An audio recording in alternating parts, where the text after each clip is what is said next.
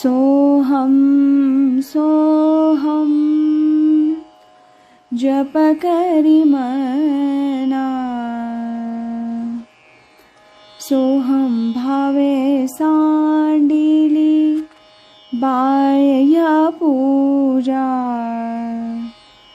सोहम रूप जाणिले आत्मराजा,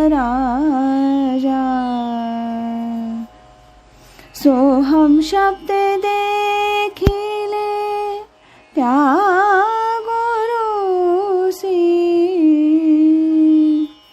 सोहम तत्वे तारितो जो दीनासी.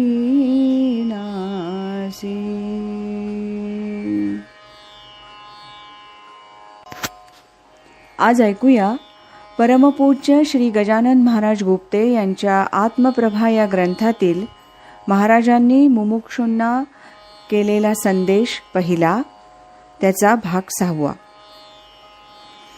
बुद्धिवाद्यांची शंका आणि तिचं समाधान. आधुनिक बुद्धिवादी म्हणतात की हल्लीचं युग प्रत्यक्ष प्रयोगाचं आहे. प्रत्यक्ष प्रयोग करून जो अनुभव येईल त्यावरच आम्ही विश्वास ठेवू.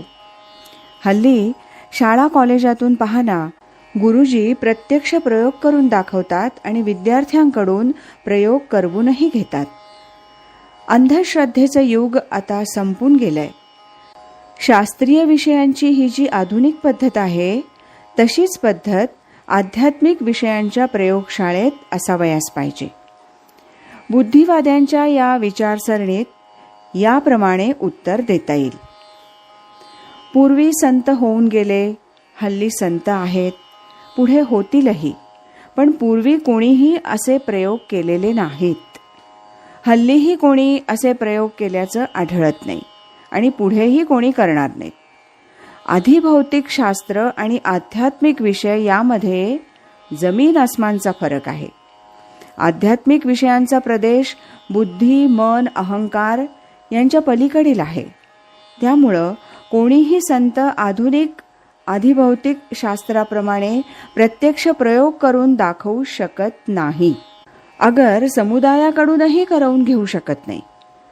कोणीही संतानं मागे असे प्रयोग केल्याचं इतिहासात आढळूनही येत नाही. या बाबतीतील इतिहासाचं अवलोकन करा. श्री संत तुकाराम, ज्ञानेश्वर, एकनाथ, जनार्दन स्वामी, मत्स्येंद्रनाथादी संत मंडळी घ्या.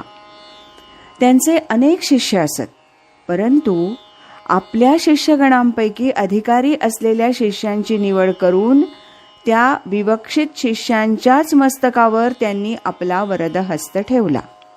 त्यांच्यावर कृपाशाल धरून त्यांनाच फक्त आत्मप्रचितीचा अनुभव देऊन पूर्णत्वास पोहोचवलं आणि पुढे हेच तेवढे संत शिष्य म्हणून प्रसिद्धीस आले आणि त्यांनीच आजवर संत परंपरा राखली.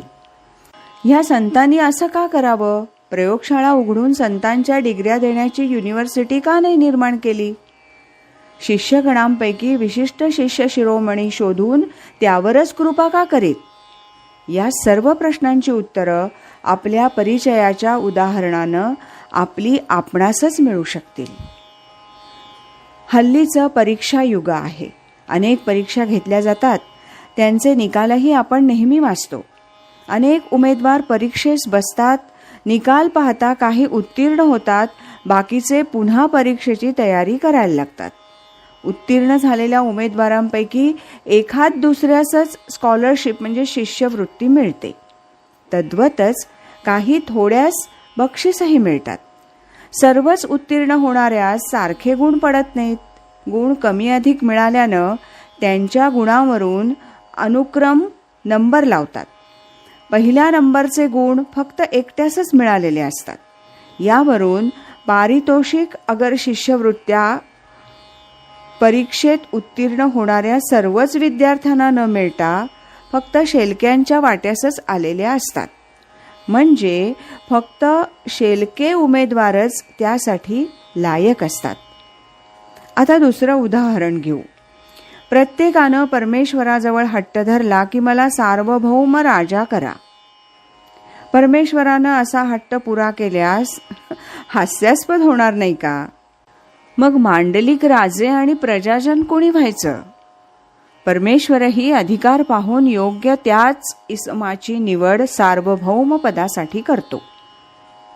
याप्रमाणे अनेक प्रकारचे प्रत्यक्ष अनुभव असूनही अशा प्रकारचे प्रश्न उपस्थित करणं म्हणजे बुद्धिवादानं आधुनिक लोकात वितंडवाद वाढवण्याची सवय वाढू लागली असं म्हटल्यास वावगं होणार नाही.